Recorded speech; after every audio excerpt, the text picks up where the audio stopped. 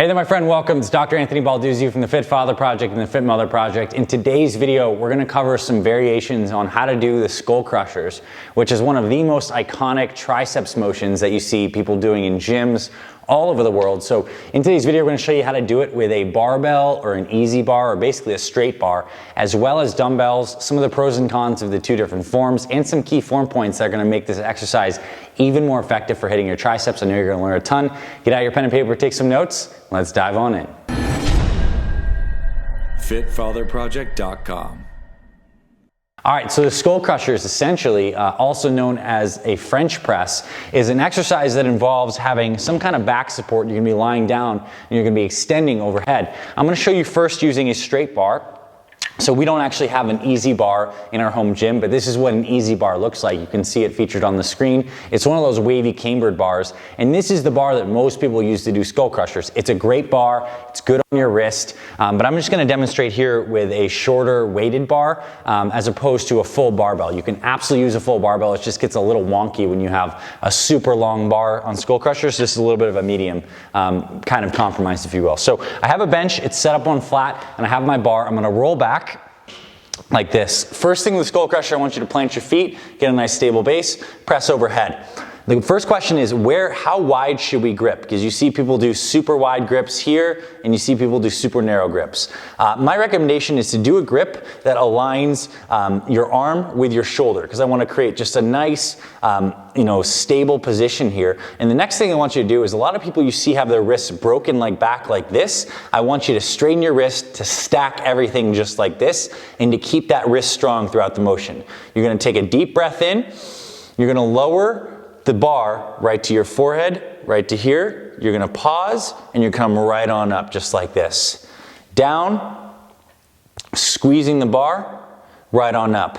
A mistake that people make is they turn it into a pullover. A pullover, when the lats are activated, is when that bar is gliding really far and back and the lats and the pecs are pulling over here. The skull crusher is a triceps motion, so the action is coming from the elbow joint. So watch, right here, all the motion's not coming from the upper arm, it's coming from the elbow joint, right down to here to the skull, if you will, and we're pressing right on up. And again, you can play with a little more of a narrow grip too, up to you, wherever it's comfortable. You're keeping that wrist nice and straight. You're squeezing the bar, touching, coming right on up, stacking, extending, flexing the triceps, coming right on down. This is a motion that you don't have to go super heavy on, but I do want you to focus on having a great contraction all the way through the motion, right down to here, pause, right back up, fire, squeeze those triceps, come right on down. Notice how I'm not breaking my wrist like this. I'm keeping it in the wrist in a degree of flexion, so it's all stacked right up here. That actually hits your triceps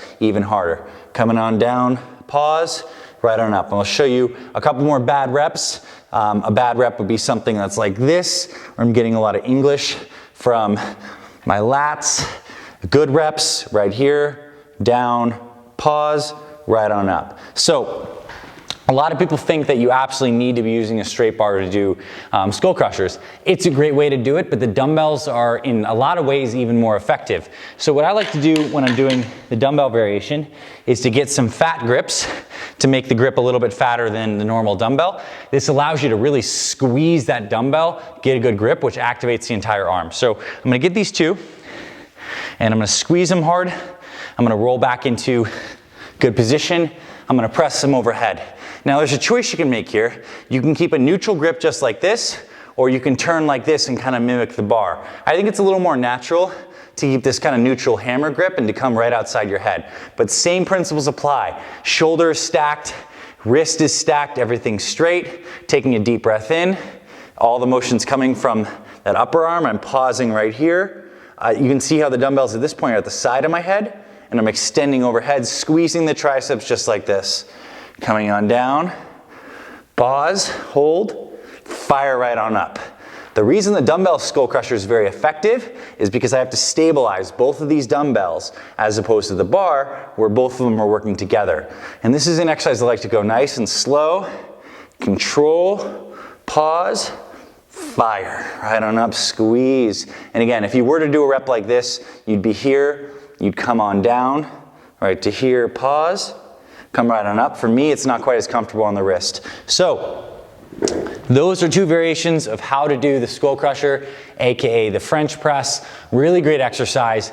Personally, I like to throw this towards the end of my workout, depending on what kind of training program I'm on a setup with, whether it's a push day or if I'm doing full body or an upper body day. This is a motion that I don't think it's necessary to go super heavy on, because many of your main compound pressing motions, whether it's dumbbell or barbell bench press, overhead pressing, dips, etc., you're going heavy on. This is more of an isolation movement in the sense that we're really making sure that the motion's coming from the elbow joint, not like a heavy pullover. So I recommend it's a little easier on your elbow to not go super heavy, to go a little bit higher rep, so anywhere from like the 8 up to the 20 reps.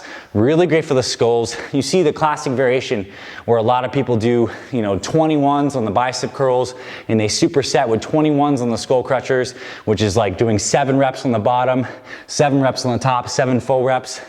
I don't think that's really necessary. It's great for getting a good pump.